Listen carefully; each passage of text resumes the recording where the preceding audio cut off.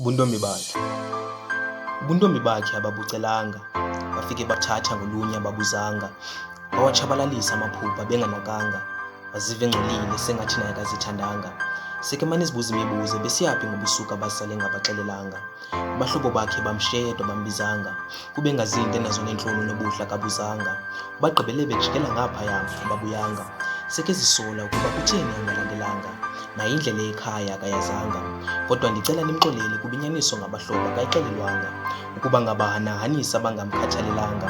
Selide liphuma nelanga, kodwa alitshoni lingenandaba, ukudlwengulwa akazicelelanga.